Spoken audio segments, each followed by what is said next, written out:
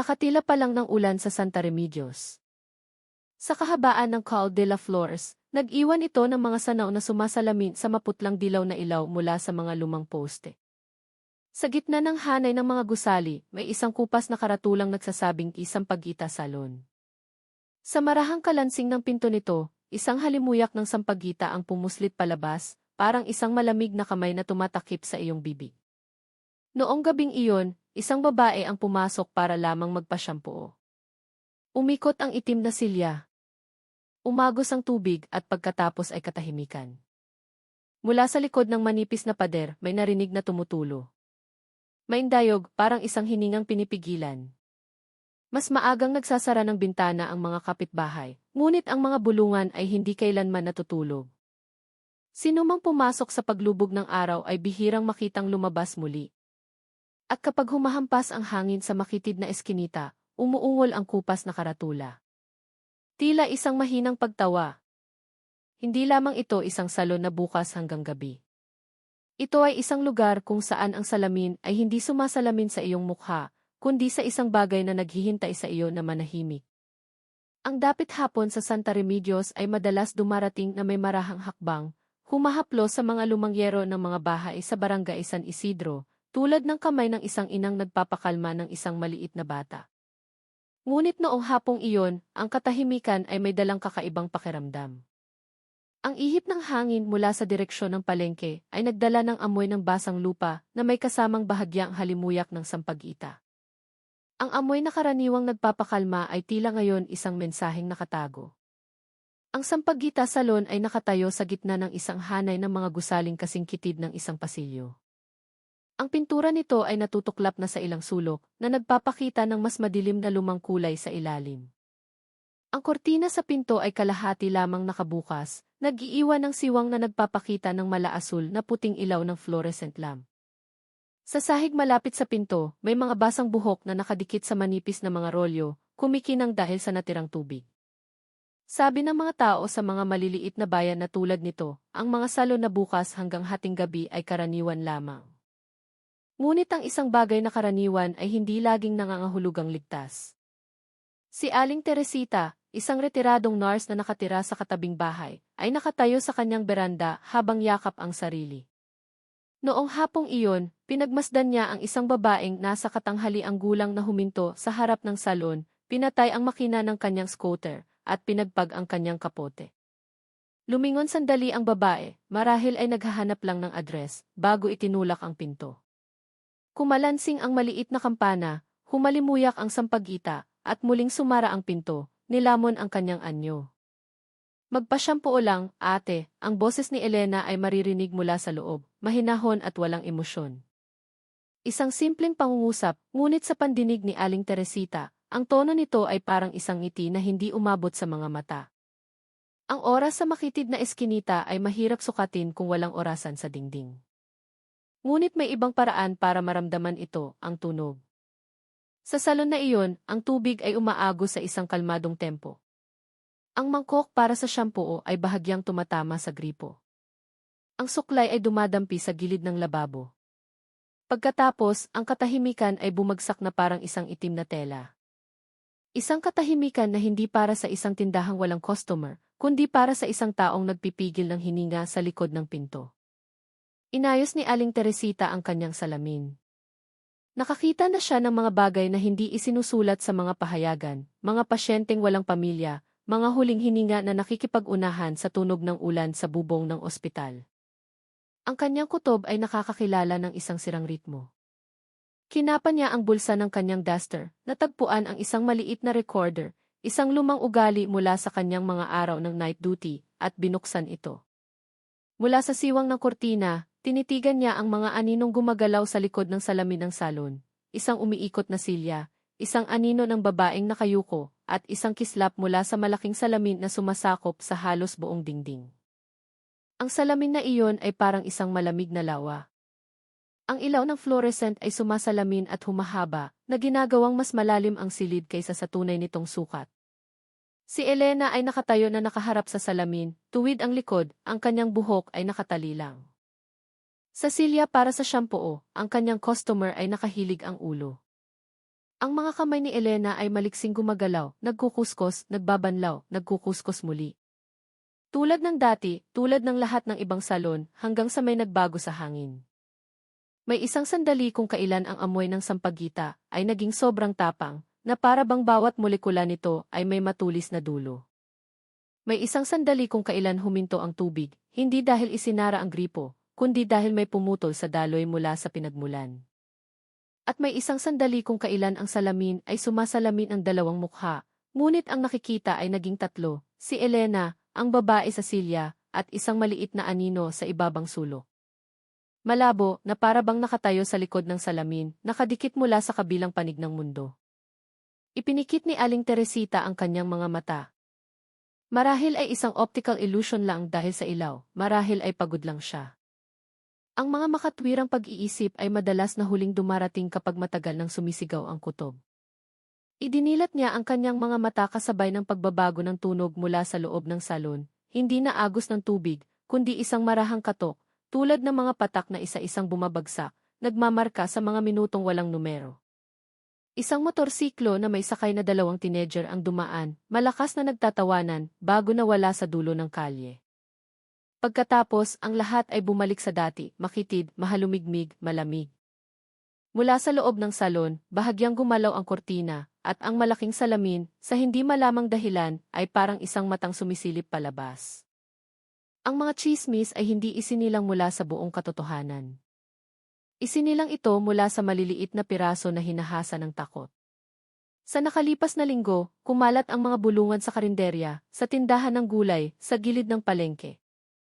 May isang customer na dumating sa paglubog ng araw at hindi na nakitang lumabas. May isang motorsiklo na iniwang magdamag. May mga text message na hindi nasagot. May mga planong umuwi na hindi natupad. Ang pangalan ni Elena ay hindi kailanman binanggit ng malakas. Sapat na nabanggitin ng mga tao ang salon na iyon. Si Elena ay patuloy na nagbubukas ng kanyang salon tuwing hapon.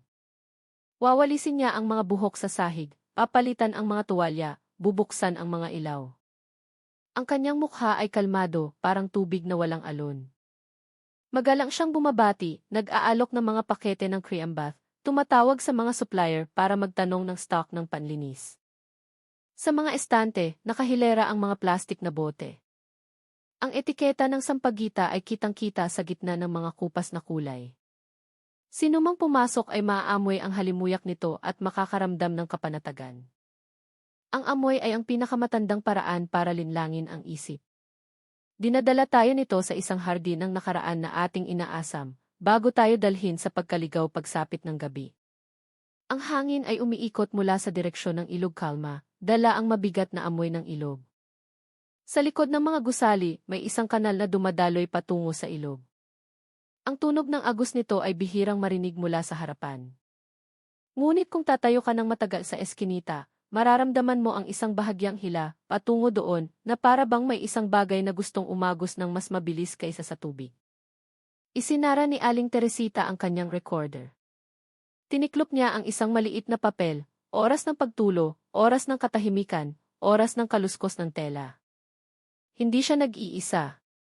Sa kabilang kalye, si Mang Lito, ang may-ari ng kapihan, ay nagkunwaring nag-aayos ng mga baso, ngunit nakatitig sa refleksyon sa salamin ng kanyang bintana na sumasalamin sa isang bahagi ng loob ng salon.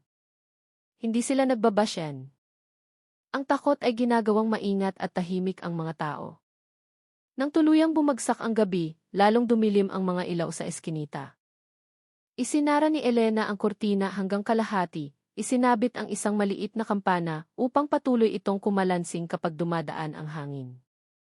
Sa sahig, mga bagong hibla ng buhok, parang mga bantas na iniwan ng isang pag-uusap na hindi natapos. Sa salamin, ang silid ay tila mas malalim pa. Na para bang kung hahakbang ka patungo sa refleksyon, makakarating ka sa isa pang silid na kapareho. Ang kaibahan lang doon, ang mga tunog ay hindi kailanman lumalabas. Iyon ang gabi kung kailan ang isang simpleng pangungusap ay naging huling salita. Magpasyampuo lang, ate. Pagkatapos ay tubig, pagkatapos ay katahimikan. Pagkatapos ay ang mga patak na bumubuo sa gabi, nagiging mga maikling pangungusap na tumutusok sa tainga. At sa unang pagkakataon, napagtanto ni Aling Teresita ang isang bagay na hindi kailangang marinig, ngunit dapat aminin. Ang ilang lugar ay hindi naghihintay ng oras ng pagsasara para maging madilim. Dala nila ang dilim sa loob, itinatago ito sa likod ng salamin, iniaalok ito sa sinumang gustong gumaan ang pakiramdam ng kanilang buhok. Sa labas, muling umambon. Dahan-dahang umuugoy ang kupas na karatula, umuungol na parang isang lumang kasukasuan. Lalong tumapang ang amoy ng sampagita. Pinigil ng maliit na bayan ang hininga nito at ang mga tsismis, noong gabing iyon ay natagpuan ang kanilang tahanan. Kinabukasan, isang manipis na hamog ang dumikit sa mga bubong ng mga bahay sa Col de la Flores. Maputla ang kulay ng langit. Ngunit ang kapaligiran sa eskinita ay nababalot pa rin ng isang di pangkaraniwang lamig. Sa harap ng Sampaguita Salon, isang pulang scooter ang nakaparada mag-isa. Ang may-ari nito, si Cora Mendoza, ay hindi na nakita mula pa kagabi. Ang kanyang helmet ay nakasabit pa rin sa manibela, basa ng hamog. Si Mang Lito, ang may-ari ng kapihan sa tapat, ay nakatayo at tulala. Kabisado na niya ang motor na iyon dahil madalas niyang makita si Aling Cora na dumadaan bago pumasok sa trabaho. Ngunit ngayon, ang pinto ng salon ay nananatiling mahigpit na nakasara. Ang kortina nito ay hindi gumagalaw kahit umiihip ang hangin. Humigop ng kape si Mang Lito, tinitigan ang maliit na salamin sa dingding ng kanyang kapihan. Ang refleksyon doon ay nagpakita ng harapan ng salon at isang mabilis na anino na parang may dumaan sa likod ng kortina. Kinaumagahan, si Marco Mendoza ay dumating na may pag-aalala sa mukha. Ang binatang nasa 20 taong gulang ay nakasuot pa ng uniporme mula sa pabrika kung saan nagtatrabaho ang kanyang ina. Nagtanong siya sa lahat, ngunit ang tanging sagot na natanggap niya ay mga alanganing tango. Nandoon ang motor ng kanyang ina, ngunit wala ang tao. Kinatok niya ang pinto ng salon ng paulit-ulit, tinatawag ang pangalan ni Elena. Walang sagot. Tanging ang amoy ng sampagita ang lumalabas mula sa siwang ng pinto, matapang at mahalumigmig. Sa wakas, bumukas ang pinto. Lumabas si Elena na may blangkong ngiti. Umuwi na ang nanay mo, iho. Baka sa likod dumaan, sabi niya ng mahina. Pero nandito pa po ang motor niya, sagot ni Marco, tumitigas ang tono. Tinitigan ni Elena ang motor, pagkatapos ay si Marco.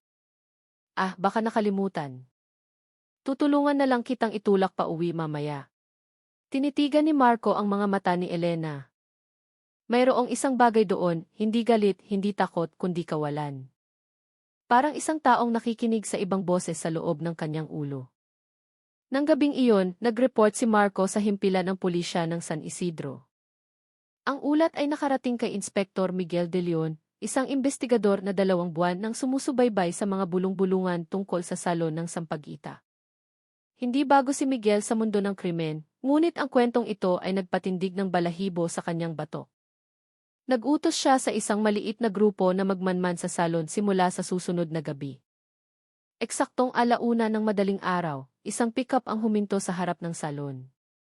Mula sa loob ay bumaba ang isang lalaking nakasombrero. Hindi malinaw ang kanyang mukha dahil sa ulan. Sumunod na lumabas si Elena, bitbit ang 2 malalaking itim na sako, hinihila ng buong lakas. Ang tubig ulan ay tumutulo mula sa dulo ng sako patungo sa kalsada, nag-iiwan ng manipis na madilim na linya. Binuksan ng lalaki, nakalauna ay makikilalang si Rico, ang likod ng sasakyan. Maikli ang sinabi ni Elena, itapon mo sa dati. Hindi nila mapapansin. 2 pulis na nakasibilyan ang nagre-record mula sa dulo ng eskinita. Dahan-dahang umandar ang sasakyan. Ang mga ilaw sa likod nito ay sumasalamin sa mga sanaw ng tubig. Matapos matiyak ang ligtas na distansya, sinundan ito ng kotse ng pulis hanggang sa gilid ng ilog Kalma. Nang ibababa na ni Rico ang mga sako, binuksan ni Miguel ang kanyang flashlight at sumigaw, "Pulis!" Natakot si Rico.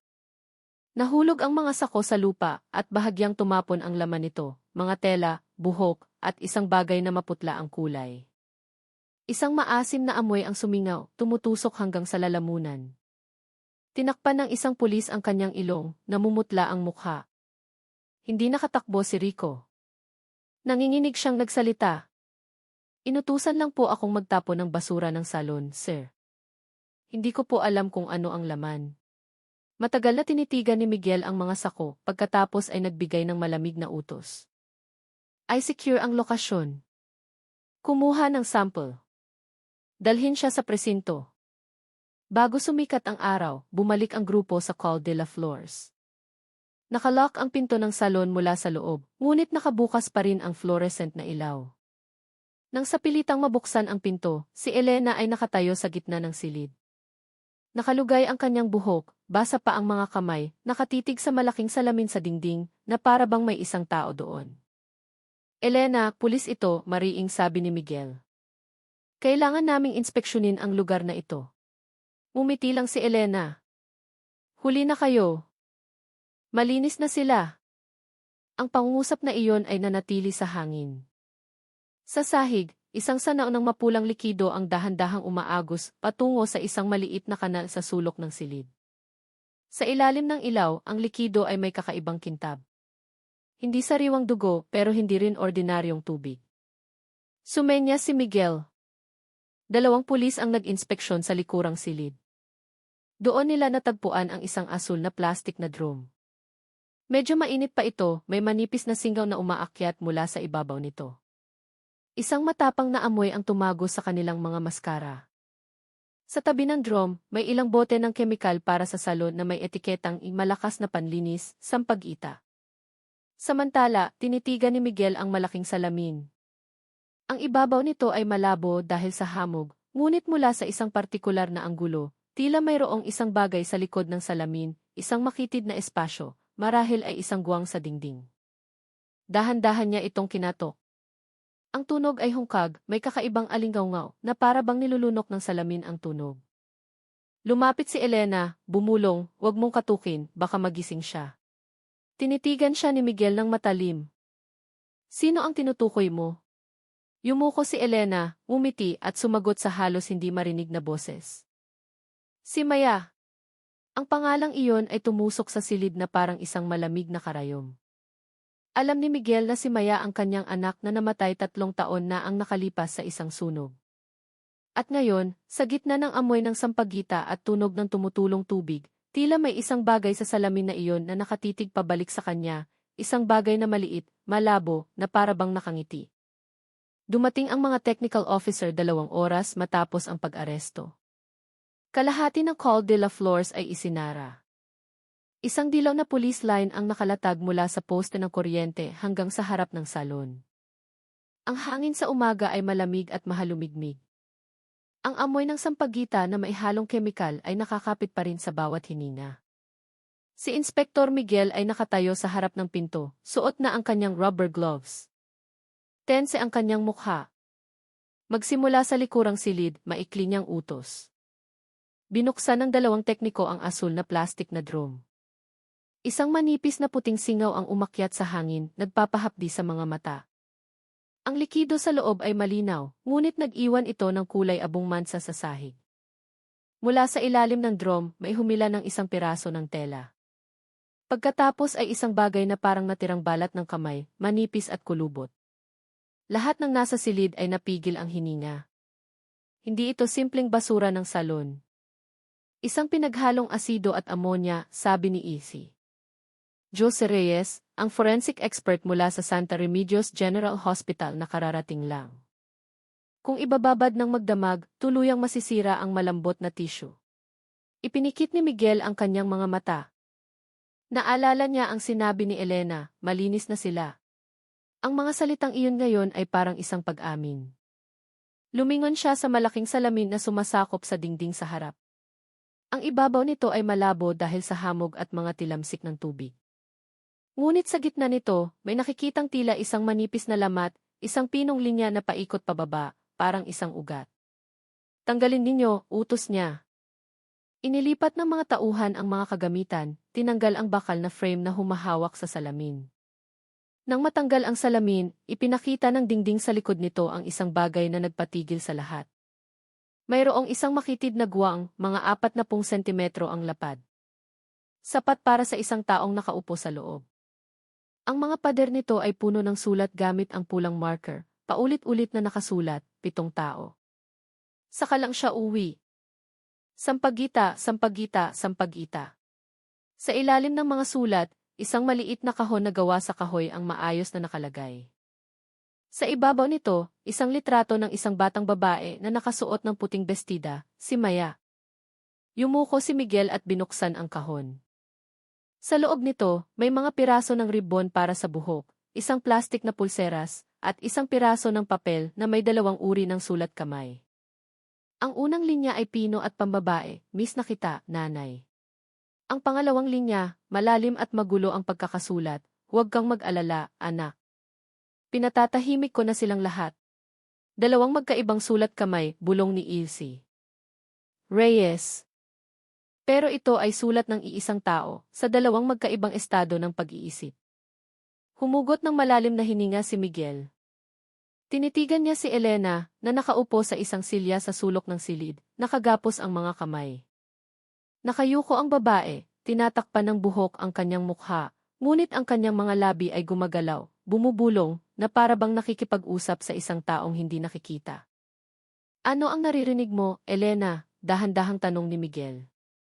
Inangat ni Elena ang kanyang mukha. Pula ang kanyang mga mata, ngunit ang ngiti niya ay malumanay, halos parang isang ina. Masaya siya, sir, sabi niya. Isa na lang daw. Pagkatapos ay sabay na kaming uwi. Sino siya? Ang anak ko, sagot niya nang walang pag-aalinlangan. Nasa salamin siya. Sa tuwing naghugas ako ng buhok ng isang tao, lumalabas siya. Sabi niya, ang mabangong buhok ng sampagita ay nag-aanyaya ng liwanag. Dumarating sila para linisin. Kapag tahimik na sila, umingiti siya. Naging mabigat ang kapaligiran sa silid.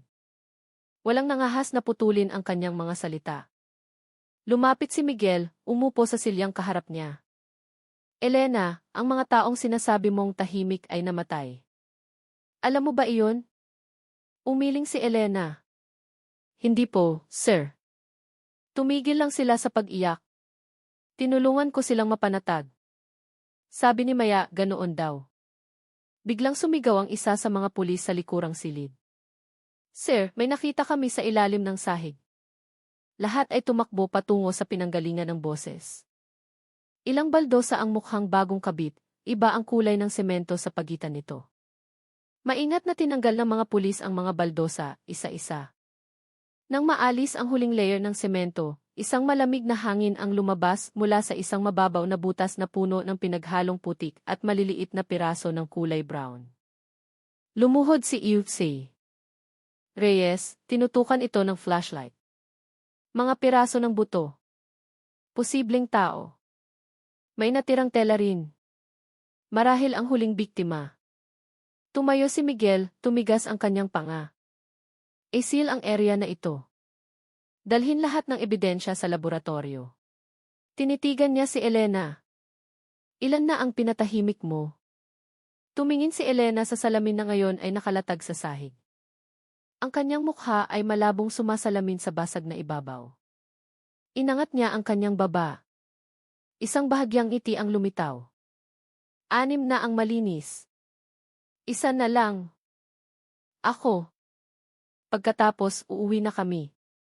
Ang mga salitang iyon ay nagpatindig ng balahibo ni Miguel. Lumapit siya, tinitigan ng diretso ang mga mata ni Elena.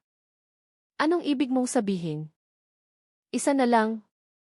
Tumawa si Elena ng mahina, paos ang boses. Gutom na ang salamin. Kung hindi ko tutuparin ang pangako ko, tatawag siya ng iba. Mas mabuti nang ako ang huli. Tinitigan ni Ilse. Reyes si Miguel na may pag-aalala, bumulong, matinding psychosis. Naniniwala siyang buhay ang salamin na iyon. Humugot ng malalim na hininga si Miguel. Nag-utos siya na dalhin si Elena sa presinto. Habang pinapusasan ang kanyang mga kamay, lumingon si Elena sa salamin sa sahig at bumulong, sandali lang, Maya. Susunod na si nanay. Bago umalis sa silid, tinitigan ni Miguel ang sarili niyang refleksyon sa basag na salamin. Sa isang iglap, sa likod ng kanyang balikat, tila may isang maliit na anyo na nakaputing bestida na nakatayo, bago ito naglaho ng mamatay ang ilaw dahil sa isang short circuit. At sa biglaang dilim, iisang tunog na lamang ang natira mula sa direksyon ng salamin, isang boses ng bata na nagsasabing, "Nanay, basa pa po ang buhok ko."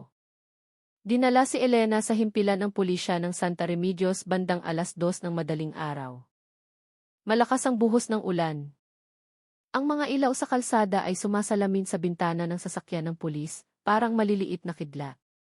Sa loob, tahimik siyang nakaupo, nakagapos ang mga kamay, nakatingin sa kawalan. Ang bahagyang amoy ng sampagita ay nakakapit pa rin sa kanyang damit. Si Inspektor Miguel ay nakaupo sa harap. Nakatingin siya sa daan, ngunit ang isip niya ay umiikot. Ang mga huling salita ni Elena, "Ako ang huli." Pagkatapos, "Uuwi na kami," ay parang isang banta.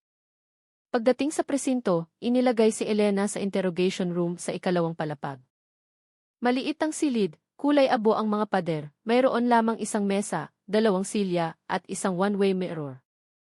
Pumasok si Miguel kasama si Teniente Basa, isang batang investigador na kilala sa pagiging pasensyoso ngunit matatag.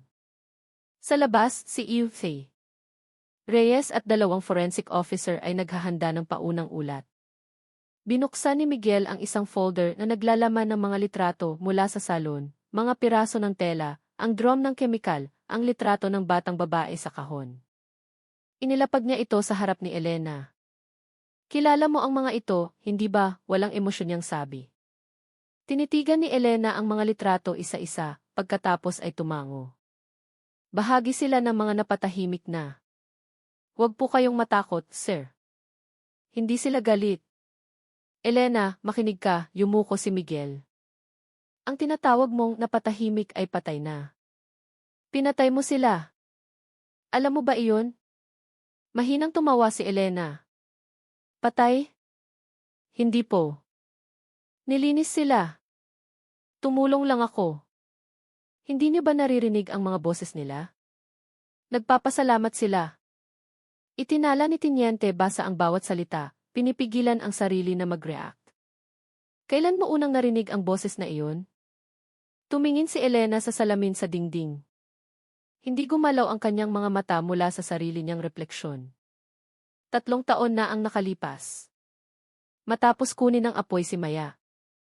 Nakaupo ako sa harap ng salamin. Amoy sunog ang buhok ko.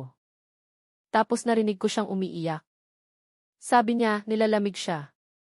Nangako akong gagawin kong mabango ulit ang lahat. At mula noon, nagsimula ka ng maglinis ng ibang tao, tanong ni Miguel. Hindi ako ang nagsimula, dahan-dahang sabi ni Elena. Sila ang kusang dumarating. Alam niyo ba ang pakiramdam na tumitig sa isang taong puno ng kalungkutan? Sabi ni Maya, hayaan mo silang manahimik, nanay. Sa ganoong paraan ko lang maririnig ulit ang tawa niya. Humugot ng malalim na hininga si Miguel. Sa loob-loob niya, kinilala niya ang desperasyong iyon. Nawalan din siya ng anak, ngunit hindi siya nahulog sa bangin ng kabaliwan tulad nito. Ibinaling niya ang kanyang tingin sa one-way mirror. Sa likod nito, inoobserbahan ni Ilse Reyes ang pulso ni Elena gamit ang isang maliit na aparato sa kanyang pulso. Ang tibok nito ay nanatiling matatag, walang senyales ng pagkataranta. Tanging isang kakaibang katahimikan. Biglang kumurap ng 2 beses ang ilaw sa silid, pagkatapos ay namatay. Hindi pa agad umandar ang automatic generator. Sa dilim, narinig ang tunog ng isang silyang dahan-dahang gumagalaw. Pagkatapos ay bumulong si Elena. Nandito na siya, sir. Binuksan ni Miguel ang kanyang flashlight. Ang bilog na liwanag ay tumama sa mukha ni Elena. Nakaupo pa rin siya sa silya, ngunit ang kanyang mga mata ngayon ay nakatitig sa salamin. Ngumiti siya ng malapad. Sa ibabaw ng salamin, lumitaw ang hamog, bumubuo ng isang kakaibang hugis, parang isang maliit na palad mula sa loob. Otomatikong umatras ng isang hakbang si Teniente Basa. Huwag kang gagalaw, utos ni Miguel. Lumapit siya, tinutukan ng ilaw ang salamin. Ngunit sa likod ng refleksyon ng liwanag, tila may isang maliit na anyo na nakatayo sa likuran nila. Puting bestida. Mahabang buhok na tumatakip sa kalahati ng mukha. Mabilis na lumingon si Miguel, walang tao. Sa wakas ay umandar ang generator. Bumalik ang ilaw. Si Elena ay nakaupo pa rin ng tahimik. Ngunit ngayon, sa ibabaw ng salamin, ang bakas ng hamog ay hindi pa nawawala. 5 maliliit na daliri ang nakadikit doon. Malinaw na para bang totoong mula sa kabilang panig ng salamin. Tinitigan ni Tiniente basa si Miguel, namumutla ang mukha. Sir, hindi galing sa loob ng silid na to iyon. Hindi sumagot si Miguel. Nag-utos siya na dalhin si Elena sa isolation cell at isara ang interrogation room para sa karagdagang forensic investigation. 5:00 ng umaga, lumabas ang paunang ulat. Ang mga kemikal mula sa drum ay tugma sa pinaghalong mga sangkap para sa salon, ngunit may nakamamatay na dosis. Ang mga piraso ng buto mula sa ilalim ng sahig ay nagpapakita ng hindi bababa sa 6 na magkakaibang individual. Sapat na ang ebidensya para ituring si Elena bilang suspect sa serial killing. Ngunit hindi pa tapos ang gabi. Nang umalis na ang lahat ng tauhan sa interrogation room, bumalik si Miguel mag-isa. Tumayo siya sa harap ng salamin, tinitigan ang sarili niyang refleksyon. Sa refleksyon, malabong nakikita pa rin ang anino ni Elena sa silya. Ngunit wala nang laman ang silya. Lumapit si Miguel, idinikit ang kanyang palad sa salamin. Malamig ang ibabaw nito. Isang mahinang boses ang narinig mula sa likod ng salamin. Hindi alingaw-ngaw kundi isang bulong. Sir Miguel. Mabango po ang buhok niya ng sampag-ita. Napaatras si Miguel. Nanatiling tahimik ang salamin. Ngunit sa ibabang sulok nito, ang hamog ay bumuo ng maliliit na letra, isa V. Sa labas ng silid, narinig ng bantay ang tunog ng nababasag na salamin. Pagpasok nila, natagpuan na lamang nila si Miguel na nakatulala. Namumutla ang kanyang mukha. May isang hibla ng buhok ng bata, basa, na nakadikit malapit sa paa ng mesa. At sa loob ng isolation cell, si Elena ay nakangiti habang nakatingin sa pader. Nagsimula na siyang kausapin ka, di ba, sir, bulong niya. Kinabukasan, nabalot ng manipis na hamog ang himpilan ng pulisya. Lahat ay nagmamadaling maglakad, tense ang mga mukha. Kumalat ang balita tungkol sa interrogation room. Ang one-way mirror ay basag mula sa loob, kahit walang tao sa silid. Ilang pulis ang tumangging magbantay sa ikalawang palapag ng gabing iyon. Hindi gaanong nagsasalita si Inspektor Miguel. Pula ang kanyang mga mata, kulang sa tulog, ngunit matalim ang kanyang tingin. Nag-utos siya ng muling pagsusuri sa lahat ng ebidensya, kasama na ang basag na salamin at ang buhok ng batang natagpuan sa sahig. Tinitigan ni E.C. Reyes ang resulta mula sa mikroskopyo. Ang buhok ay pag-aari ng isang batang nasa 6 na taong gulang. Ang EHT pattern nito ay kapareho ng buhok mula sa kahon sa salon. Si Maya. Tinitigan siya ni Miguel, mababa ang boses. Pero nasa selda si Elena mula pa kagabi. Paanong napunta ang buhok na iyon sa interrogation room? Nagkibit balikat si E.C. Reyes. Sa siyensya, imposible. Pagsapit ng tanghali, bumalik si Miguel sa isolation cell. Nakaupo si Elena sa sulok, suot pa rin ang kulay abong damit ng bilanggo. Nakapatong ang kanyang mga kamay sa tuhod, bahagyang nakayuko. Nang marinig niya ang mga yabag, tumingala siya. Sir Miguel, malambing niyang sabi. Kinausap ka na niya, di ba? Tinitigan siya ni Miguel ng matalim. Si Maya ba ang sinasabi mo? Umiti si Elena. Pinili ka niya, sir. Sabi niya, naiintindihan mo raw ang pagkawala. Pinigilan ni Miguel ang galit. Elena, tigilan mo na iyan. Patay na ang anak mo. Ang naririnig mo ay boses lang sa ulo mo. Umiling si Elena. Hindi po, sir. Kung boses ko lang siya, bakit siya nag-iiwan ng bakas? Itinuro niya ang kanyang kamay, ipinakita ang isang bagay. Sa dulo ng kanyang kuko, may isang hibla ng buhok, basa. Amoy sampagita. Ang pulis sa likod ni Miguel ay biglang napaatras. Iniabot ni Miguel ang kanyang kamay, ngunit kinuha ni Elena ang buhok at mahigpit na hinawakan. Gusto niyang tuparin mo ang pangako, bulong niya. Isa pa. Ilang araw ang lumipas. Nagdala si Tiniente basa ng bagong ulat, 2 karagdagang biktima mula sa listahan ng mga nawawala sa Santa Remedios sa nakalipas na 3 taon ay maihuling tala na pumunta sa salon ni Elena. Ang kabuang bilang ay naging 6 tugma sa sinabi ni Elena. Ngunit ang mga salitang isa pa ay patuloy na bumabagabag sa buong team. Sino ang ikapitong biktima? Nang gabi ring iyon, muling ininspeksyon ni Miguel ang interrogation room. Ang basag na salamin ay tinanggal na, pinalitan ng isang bagong acrylic sheet, ngunit ang hangin sa silid ay nananatiling mahalumigmig at may bahagyang amoy ng sampagita. Pinatay niya ang ilaw, tumayo sa dilim. Ang bawat hininga niya ay umalingaw-ngaw. Pagkatapos, sa likurang dingding, narinig ang tunog ng tumutulong tubig. Dahan-dahan. Maindayog.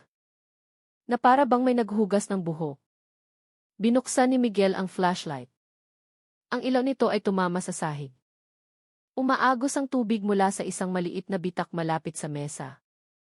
Lumuhod siya, binuksan ang takip ng drain. Isang malamig na hangin ang lumabas. Sa dulo ng tubo, may nakitang mga piraso ng basang buhok na nakapulupot na parang mga ugat. Hinila niya ito gamit ang isang metal na tiyan. Ang mga hibla ay mahaba at itim. Amoy sampagita. Matagal niyang tinitigan ito bago ilagay sa isang evidence bag. Ngunit bago siya tumayo, sumalamin ang liwanag ng flashlight sa dingding, nagpapakita ng malabong sulat na kulay abo. Isa pa, Sir Miguel. Ang sulat ay tila lumitaw mula sa halumigmig, dahan-dahang nawawala. Tumibok ng malakas ang kanyang puso, ngunit nanatili siyang tahimik. Sa katahimikan, isang maliit na boses ang narinig. Boses ng isang batang babae, malambing ngunit malinaw. Kung aalis si nanay, kailangan mo siyang palitan, sir. Tumingin si Miguel sa pinanggalingan ng boses, ngunit walang tao sa silid. Nagpasya siyang lumabas, ngunit ang kanyang mga hakbang ay natigil sa pintuan dahil sa maliit na salamin sa dingding sa labas, ang kanyang refleksyon ay hindi nag-iisa. May isang batang babae na nakatayo sa likuran niya, hawak ang isang suklay na gawa sa kahoy. Kinabukasan, natagpo ang walang malay si Elena sa kanyang selda. Sa dingding, isinulat niya ang isang mensahe gamit ang dulo ng kanyang daliring duguan, oras na para umuwi ako. Sinabi ng doktor na lumunok siya ng isang maliit na piraso ng metal mula sa kanyang pulseras, sinusubukang magpakamatay. Dinala siya sa ospital sa kritikal na kondisyon. Samantala, sa presinto, isang huling ulat ang nagpakita ng isang bagay na hindi ka panipaniwala. Ang resulta ng forensic test sa buhok sa interrogation room ay nagpapakita ng pinaghalong 50, kalahati ay sa isang bata, kalahati ay sa isang lalaking nasa hustong gulang. Ang pagkakakilanlan ng lalaki ay hindi pa matukoy, ngunit ang profile nito ay tugmakay. Inspector Miguel de Leon. Nang bumagsak ang gabi, nakatayo si Miguel sa harap ng bintana ng kanyang opisina. Sa labas, muling umulan. Mula sa direksyon ng selda, narinig ang isang mahinang awit, isang kantang pambata, putol-putol, na parang boses ng isang batang sinusubukang alalahanin ang mga lumang liriko. Tumingin si Miguel sa maliit na salamin sa kanyang mesa. Doon, isang anino ng isang bata na may basang buhok ang dahan-dahang nagsusuklay. At sa pagkakataong ito, ang boses ay tumawag ng malambing. Halika na po, sir. Kayo na po ang susunod. Noong gabing iyon, malakas ang buhos ng ulan sa Santa Remedios. Sa himpilan ng pulisya, karamihan sa mga ilaw ay patay, tanging isang malamlam na puting liwanag ang natitira sa pasilyo. Si Inspektor Miguel ay nasa kanyang opisina pa rin, nakatitig sa mga ulat na hindi pa niya napipirmahan. Ang mga patak ng tubig mula sa bubong ay dahan-dahang tumutulo sa sahig. Ang maindayog na tunog ay nagpapabigat sa katahimikan na dumadagan sa kanyang dibdib. Sa mesa, ang maliit na salamin ay nakaharap pa rin sa kanyang silya, sumasalamin sa kanyang pagod na mukha. Hindi niya maalis ang boses na iyon sa kanyang isipan. Kayo na po ang susunod. Paulit-ulit ang mga salitang iyon sa tuwing ipipikit niya ang kanyang mga mata. Tumayo si Miguel at lumakad patungo sa bintana. Mula roon, natatanaw niya ang ospital kung saan ginagamot si Elena.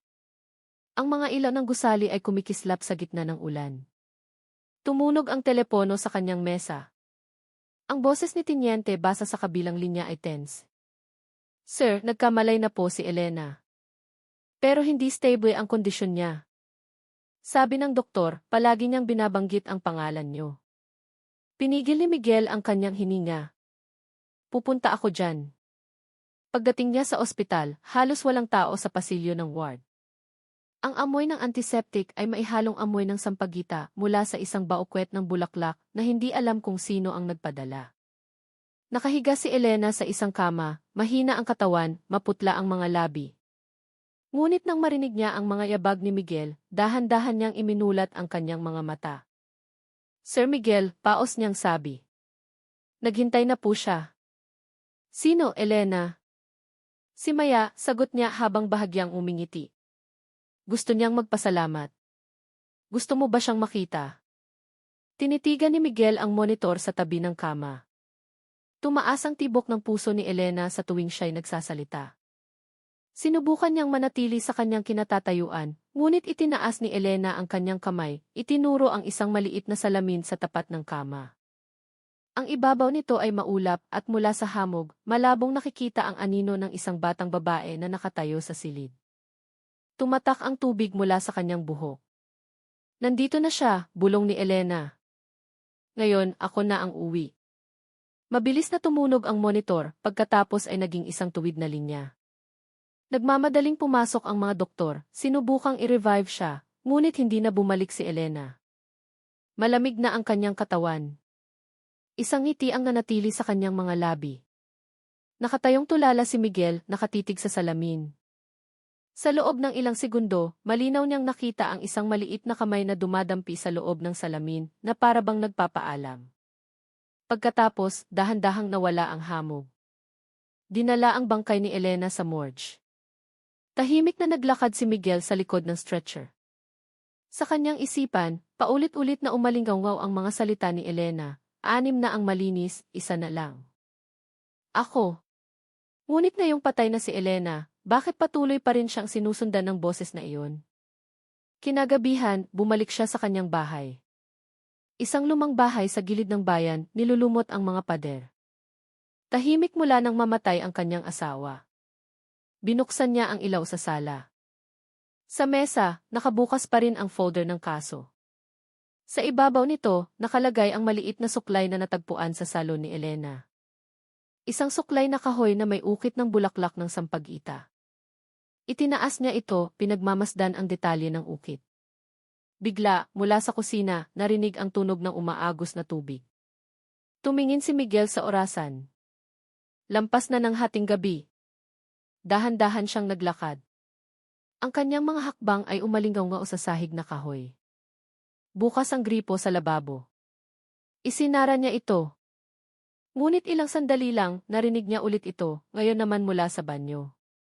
Bahagyang nakabukas ang pinto ng banyo. Ang malamlam na ilaw mula sa lumang bumbilya ay sumasalamin sa malaking salamin sa itaas ng lababo. Doon, nakita ni Miguel ang kanyang refleksyon, at sa likuran niya, isang batang babae na nakaupo sa isang silya, nagsusuklay ng basang buhok habang nakatingin sa kanya. Mabilis siyang lumingon. Walang laman ang silya. Ngunit sa sahig, ang sanaw ng tubig ay bumubuo ng maliliit na yapak patungo sa salamin. Tinitigan niya ulit ang refleksyon. Ngayon, mas malapit na nakatayo ang bata, may bahagyang ngiti sa mga labi. Sir, malambing niyang sabi. Tahimik na po si nanay. Ngayon, kayo naman po ang magpatahimik. Umatras si Miguel. Nanigas ang kanyang katawan. Hindi ako bahagi ninyo, nanginginig niyang sabi. Yumuko ang bata pagkatapos ay tumingala. Ang kanyang mga mata ay madilim, walang kulay. Nakaamoy na po kayo ng sampagita. Kapag naamoy na, hindi na makakaalis. Kumislap ang ilaw pagkatapos ay tuluyang namatay. Sa kadiliman, narinig ang tunog ng suklay na dumadaos-dos sa buhok.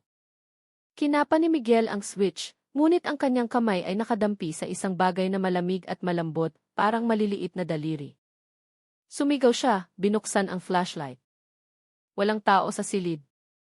Ngunit sa salamin, isang sulat ang lumitaw mula sa hamog, 7 na ang kumpleto. Humihingaw si Miguel. Binasag niya ang salamin gamit ang hawakan ng kanyang baril. Nagkalat ang mga piraso ng salamin. Tumutulo ang tubig mula sa siwang sa dingding. Sa ilalim ng liwanag ng flashlight, sa likod ng mga ladrilyo, may isang maliit na guwang na puno ng basang buhok, isang suklay na kahoy, at ang litrato ng sarili niyang anak. Ang litratong matagal na niyang itinatago sa kanyang pitaka. Lumuhod siya. Walang nakakaalam kung paano napunta ang bagay na iyon doon. Mula sa basag na salamin, isang huling bulong ang narinig, parang isang huling hininga bago malunod. Salamat po, sir. Tahimik na kami ngayon. At nang matagpuan ng mga nagpapatrolyang pulis ang bahay ni Miguel kinabukasan, nakaupo siya sa harap ng lababo, ang ulo ay nakasandal sa basag na salamin. Ang dugo ay tumutulo pa. Sa kanyang bulsa, may isang hibla ng buhok ng bata na amoy sampagita, basa pa, na para bang kagagaling lang sa paghugas noong gabing iyon. Nang umagang iyon, nabalot pa rin ng ambon ang Santa Remedios. Ang sirena ng ambulansya ay umalingaw-ngaw, binasag ang katahimikan ng kalsada, patungo sa bahay ni Inspektor Miguel. 2 pulis ang sapilitang nagbukas ng pinto, at ang tanawin sa loob ay nagpatigil sa kanilang mga hakbang. Nakaupo si Miguel sa harap ng lababo, nakayuko ang katawan, ang ulo ay nakasandal sa basag na salamin. Dahan-dahang tumutulo ang dugo sa sahig, humahalo sa tubig. Sa kanyang kamay, hawak pa rin niya ang suklay na kahoy na may ukit ng sampag-ita. Dumating si Tiniente basa makalipas ang ilang minuto, namumutla ang mukha. Dahan-dahan siyang lumapit, ipinikit ang mga mata ng kanyang hepe na ngayon ay nanigas na. Sa bulsa ni Miguel, natagpuan ang isang hibla ng buhok ng bata, basa pa at matapang ang amoy ng sampag-ita. Matagal itong tinitigan ni Basa bago nag-utos, isil ang lugar na ito. Walang gagalaw ng kahit ano. Dumating si UC. Reyes, sinuri ang katawan. Walang malalim na sugat. Maliit na pagdurugo lang sa sentido dahil sa basag na salamin. Pero tingnan mo ang ekspresyon niya, bulong niya. Tinitigan ni Basa ang mukha ni Miguel na nanigas na may isang ngiti. Isang ngiti na parang payapa, tulad ng isang taong sa wakas ay nakalaya. Habang kinukuhanan ng litrato ng forensic team ang silid, may napansin sila sa dingding malapit sa lababo. Isang malabong sulat ang lumitaw mula sa hamog ng tubig, kapareho ng mga naunang kaso.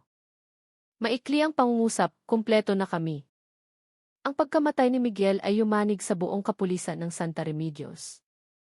Inutusan ang lahat na isara ang kaso ni Elena pagkatapos ng libing. Ngunit hindi mapakali si Basa. Napakaraming bagay na hindi maipaliwanag, ang buhok na bigla na lang sumusulpot, ang salamin na basag mula sa loob, at ang litrato ng anak ni Miguel sa guwang ng dingding. 3 araw ang lumipas. Lihim siyang bumalik sa bahay. Nakakabit pa rin ang dilaw na police line, ngunit mayroon siyang duplicate na susi. Sa loob ng bahay, kumupas na ang amoy ng sampagita, ngunit mahalumigmig pa rin ang hangin. Binuksan niya ang ilaw, tinitigan ang mga natirang piraso ng basag na salamin sa sahig. Sa gitna ng mga ito, nakakita siya ng isang piraso na mas malaki kaysa sa iba. Sa ibabaw nito, mayroon pa ring malabong refleksyon. Lumuhod si Basa, tinitigan ang sarili niyang refleksyon. Sa refleksyon, medyo iba ang hitsura ng silid. Walang basag na salamin, walang dugo. Tanging si Miguel na nakaupo sa silya, nakangiti. Ipinikit ni Basa ang kanyang mga mata, muling iminulat. Nawala ang refleksyon. Napalunok siya, pagkatapos ay itinaas ang piraso ng salamin sa liwanag. May mga gasgas sa ibabaw nito, parang isang sulat, ikaw na ang susunod, Basa. Binitiwan niya ang piraso ng salamin, umatras ng 2 hakbang. Sa sumunod na sandali, isang tunog mula sa banyo ang narinig, ang tunog ng umaagos na tubig. Naamoy niya ang sampagita, malabo ngunit malinaw. Nag-alinlangan siya, pagkatapos ay hinugot ang kanyang baril at dahan-dahang naglakad patungo sa tunog. Bahagyang nakabukas ang pinto ng banyo. Sa loob, mayroon lamang isang basag na lababo at isang bagong salamin na ikinabit ng cleaning team. Malinis pa ang ibabaw nito. Tinitigan ni Basa ang sarili doon, humugot ng malalim na hininga. Ngunit nang tatalikod na sana siya, ang anino sa salamin ay hindi sumunod. Huminto siya, tinitigan ang refleksyon. Ang kanyang anino ay nanatiling nakatayo. Ngunit ang mga mata sa loob ng salamin ay nakatitig ng diretso sa kanya, hindi kumukurap. Isang malamig na pawis ang dumaloy sa kanyang likod. Mabilis siyang lumingon, walang tao. Nang lumingon siyang muli, nagbago na ang refleksyon. Isang batang babae ang nakatayo sa likod ng kanyang anino, hawak ang suklay na kahoy. Tumatak ang tubig mula sa buhok. Nandito na po si Sir. Kayo na po ang susunod, tiyo. Ang boses ng bata ay mahina, halos bumubulong sa kanyang tainga. Kumislap ang ilaw sa banyo pagkatapos ay namatay. Nagpaputok si Basa ng isang beses. Nabasag ang salamin, nagkalat ang mga piraso. Nang magmadaling pumasok ang patrol team matapos marinig ang putok, natagpuan nila si Basa na nakahandusay, walang malay. Sa gitna ng mga basag na salamin, mga itim at mahahabang buhok ang nakapulupot na parang basang sinulid. Kinabukasan, nagkamalay si Basa sa ospital. Sinabi ng doktor na walang malubhang sugat, ngunit tila labis siyang nabalisa. Nang tanungin kung ano ang nangyari, bumulong lang siya, nakita ko sila. 6 na babae at isang bata. Nakangiti sila. Si Miguel. Nakatayo sa likuran, hawak ang suklay. Sinubukan siyang pakalmahin ni Izzy. Reyes, iniisip na ito ay guni-guni dahil sa matinding stress. Ngunit nang lumabas sila ng silid, tinawag sila ng isang nurse. Doc, may matapang na amoy ng sampagita sa kwarto ng pasyente. Kalilinis ko lang po. Tinitigan ni Izzy. Reyes ang pinto ng kwarto ni Basa. Mula sa ilalim ng pinto, isang malinaw na tubig ang tumutulo, bumubuo ng maliit na sanaw. Lumuhod siya, inamoy ito. Sampagita. Pagkatapos, mula sa loob ng kwarto, isang mahinang tunog ang narinig, tulad ng isang batang umaawit ng isang lumang kanta. Tumayong tulala si Izzy. Reyes. Nanginginig ang kanyang mga kamay habang hawak ang folder. Sa harap ng folder, nakasulat sa pulang tinta, hindi kanyang sulat kamay, 7 na ang kumpleto, ngunit ang sampagita ay hindi nalalanta. Noong araw na iyon, napuno ng isang kakaibang hangin ang ospital. Mahalumigmig, malamig kahit tirik ang araw.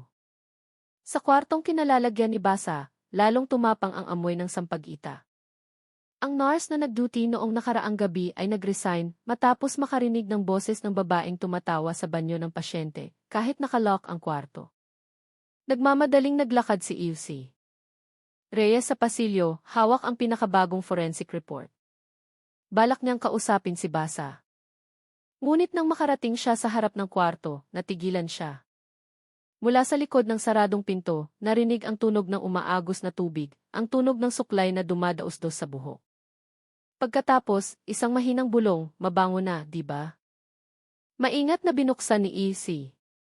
Reyes ang pinto. Walang tao sa kwarto, maayos ang kama. Nakasabit pa ang drip, ngunit wala ang pasyente. Sa lababo, dahan-dahang tumutulo ang tubig. Sa ibabaw ng salamin, may sumulat gamit ang daliri sa hamog, tahimik na siya. Basa, walang sagot. Binuksan niya ang pinto ng banyo. Madilim. Patay ang ilaw. Nang buksan niya ang flashlight ng kanyang telepono, ang liwanag ay tumama sa isang bagay sa dingding, isang hibla ng mahabang buhok na nakadikit sa baldosa, bumababa patungo sa drain. Yumuko siya at narinig ang isang mahinang tunog mula sa loob ng tubo, parang isang batang kumakanta sa ilalim ng tubig. Umatras si Izzy. Reyes, isinara ang pinto. Humahangos siya. Tumakbo siya sa nurse station, humingi ng tulong para hanapin si Basa. Makalipas ang 5 minuto, natagpuan nila siya sa hardin sa likod ng ospital, nakasuot pa rin ang damit pasyente. Nakayapak siya sa basang lupa, nakatingin sa langit, may kakaibang ngiti sa mga labi. Basa, sigaw ni Izzy.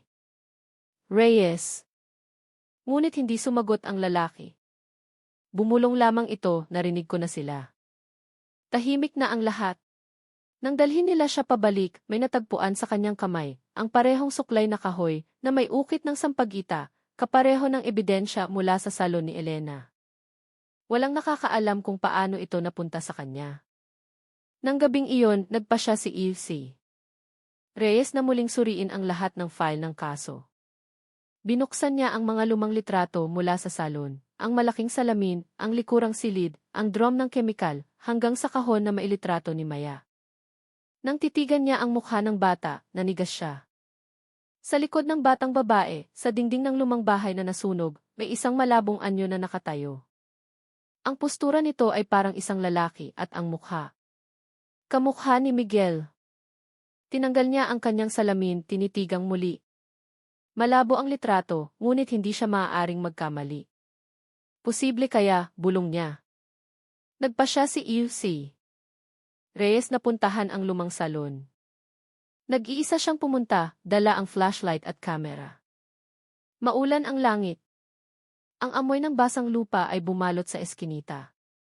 Nakasabit pa rin ang pahilig ang karatula ng Sampaguita Salon. Pagbukas ng pinto, isang malamig at mahalumigmig na hangin ang sumalubong sa kanya. Maalikabok ang sahig, ngunit ang amoy ng Sampaguita ay nananatiling sariwa. Itinutok niya ang flashlight sa malaking pader kung saan dating nakasabit ang salamin. Ngayon ay semento na lamang ito. Ngunit habang gumagalaw ang liwanag, ang ibabaw ng pader ay sumasalamin ng kakaibang kintab na para bang nag-iimbak pa rin ito ng anino ng salamin. Lumapit si EUC Reyes. Mula sa isang siwang sa semento, narinig ang tunog ng tumutulong tubig. Pagkatapos, isang hininga. Lumuhod siya, dahan-dahang kumatok. Isang boses mula sa likod ng pader ang sumagot, malabo, nandito kami. Tumibok ng malakas ang kanyang puso. Umatras siya, inilabas ang kanyang telepono. Bigla, sa pader, sumulat ang mga letra gamit ang itim na basa, ang Sampaguita ay hindi nalalanta. Kasabay nito, lumamig ang hangin. Ang kanyang hininga ay naging puting usok. Sa isang maliit na salamin na nakasabit sa sulok, nakita niya ang kanyang refleksyon, ngunit sa likuran niya ay may isang mahabang pila ng mga babae na may basang buhok, walang buhay ang mga mata. At sa gitna nila, isang batang tumatawa, hawak ang suklay. Lumingon siya, walang tao. Ngunit nang tumingin siyang muli sa salamin, nandoon pa rin ang anino. Mas malinaw. Ang mga babae ay nagsimulang maglakad palapit. Dahan-dahan. Doktor, sabi ng boses ng bata, kayo na po ang susunod. Para maging malinis ang lahat. Umatras si EUC Reyes, natapilok sa gilid ng isang lumang basahan. Namatay ang kanyang flashlight. Sa kadiliman, ang tanging narinig ay ang tunog ng umaagos na tubig at ang nakakasakal na amoy ng Sampaguita. Kinabukasan, nakita ng mga tao sa Call de la Flores na bukas ang Sampaguita Salon. Sa loob, basa ang sahig, na para bang may nagmop. Sa dingding, may bagong sulat na itim, malinis na kami, ngunit ang Sampaguita ay nabubuhay pa. Si EUC Jose Reyes ay nawala ng walang bakas. Sa opisyal na talaan, siya ay nawawala habang nasa tungkulin. Ngunit ang ilang night shift na trabahador sa ospital ay nanunumpa na minsan, naririnig nila ang isang taong naghugas ng kamay ng matagal sa banyo. Ang amoy ng Sampaguita ay pumupuno sa pasilyo, at sa salamin, isang lalaking nakaputing damit ang sumasalamin, ang bibig ay gumagalaw na para bang umaawit ng isang oyae para sa isang hindi nakikitang bata. 3 linggo ang lumipas mula nang mawala si EUC Reyes. Opisyal nang isinara ng pulisya ang kaso ng Sampaguita Salon. Ngunit para sa mga residente ng Barangay San Isidro, ang kwento ay nananatiling buhay. Tuwing Biyernes ng gabi, nanunumpa silang naaamoy ang Sampaguita mula sa direksyon ng lumang salon, kahit ito ay selyado na. Si Komandante Virgil, ang bagong hepe, ay nagpa siyang muling inspeksyonin ang lugar. Dinala niya ang isang maliit na team, kasama ang isang batang forensic photographer na si Sofia, na siyang kumuha ng mga unang litrato sa crime scene. Tatapusin natin ang chismis na ito ngayong gabi, sabi niya. Pagbukas ng pinto, isang malamig na hangin ang sumalubong. Sa sahig, isang kupas na sulat sa alikabok, ang Sampaguita ay nabubuhay pa. Itinaas ni Sofia ang kanyang kamera. Sa ikatlong flash, nakita niya ang isang anino ng lalaking nakaputing Amerikana sa sulok. Tumingin siyang muli. Wala. Sir, dito, sigaw ng isang tauhan. Itinuro niya ang isang maluwag na tabla sa sahig. Sa ilalim, may isang butas na puno ng malinaw na tubig na amoy Sampaguita. Nakalutang dito ang isang lumang kwaderno. Kinuha ito ni Virgil. Sa pabalat, talaan ng tagapaglinis. Binuksan niya ito. Sa ilalim ng 7 pangalan, ang huli ay Jose Reyes. Napasinghap si Sofia. Tinitigan niya ang butas, at sa isang iglap, nakita niya ang kanyang refleksyon, ngunit sa likod nito ay nakatayo ang isang pila ng mga babae. Sa gitna, isang batang may hawak na suklay, nakangiti. May tao po doon, bulong niya. Tinutukan ni Virgil ng flashlight ang butas. Tahimik ang tubig. Imahinasyon mo lang yan. Umalis sila. Ngunit ng gabing iyon, habang pinoproseso ni Sofia ang mga litrato, nanigas siya. Sa litrato ng butas, malinaw na nakikita ang isang lalaking nakaputing Amerikana na nakaupo sa gilid, basang-basa. Kamukha ni Ilse Reyes. Biglang tumunog ang telepono sa dingding. Sinagot niya ito. Tanging tunog ng umaagos na tubig. Pagkatapos, isang bulong ng bata, mabango na, Ate Sofia. Ngayon, linisin mo na siya. Binitiwan ni Sofia ang telepono, tumakbo palabas.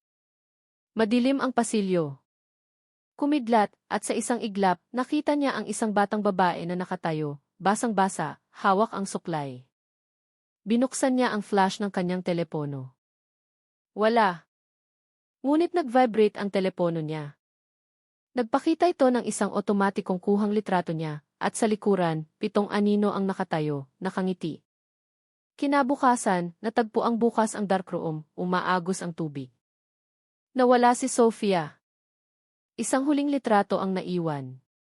Sa ilalim ng 7 anino, may sulat, 8 na ang malinis, ngunit ang bulaklak ay patuloy na tumutubo.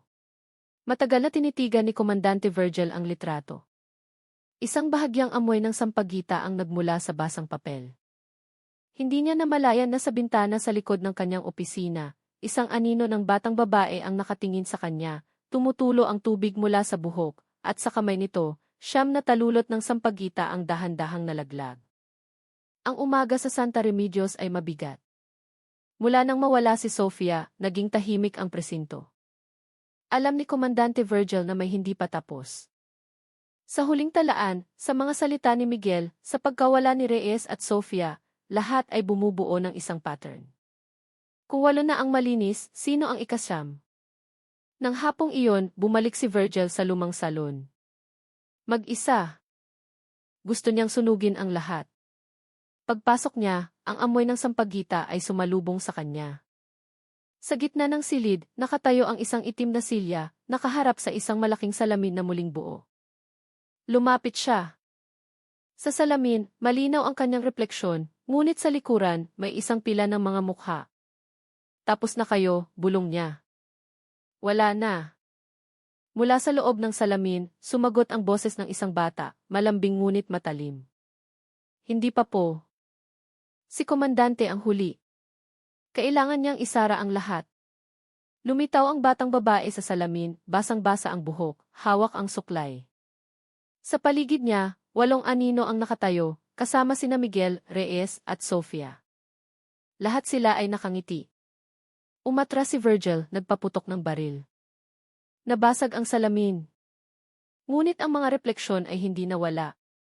Bawat piraso ay nagpapakita ng parehong mga mukha. Biglang bumuhos ang tubig mula sa sahig, mula sa kisam. Mga talulot ng sampagita ang nalaglag mula sa hangin. Lumuhod si Virgil, sinusubukang huminga. Sa gitna ng mga tunog, isang sabay-sabay na bulong, 9 na ang kumpleto. Sumigaw siya, pinaputok ang huling bala, pagkatapos ay kadiliman. Kinabukasan, natagpo ang bukas ang salon. Sa gitna ng silid, mayroon lamang isang sanaw ng malinaw na tubig, at dito, nakalutang ang isang suklay na kahoy na may ukit ng sampagita. Walang bangkay, walang bakas ng karahasan. Tanging isang halimuyak na nakakapit sa hangin. Ang kaso ay permanenteng isinara. Ngunit ang mga matatandang pulis ay nagbubulungan. Sinasabi nila na tuwing umuulan, ang salamin sa lumang interrogation room ay nag-embon, at mula sa loob nito, maririnig ang isang boses na tumatawag sa pangalan ng lahat ng humawak sa kaso. At sa labas, sa Call de la Flores, ang dating salon ay isa ng maliit na tindahan ng bulaklak. Nanunumpa ang bagong may-ari na tuwing umaga, may nag-iiwan ng isang sariwang tangkay ng sampagita sa kanyang pintuan. Hindi nalalanta, hindi natutuyo. At sa mga talulot, kung tititigan mong mabuti, may maliliit na marka, parang isang sulat na ginawa gamit ang kuko. Ang malinis ay hindi nangangahulugang nawala. At noong gabing iyon, sa ilalim ng dilaw na ilaw ng Santa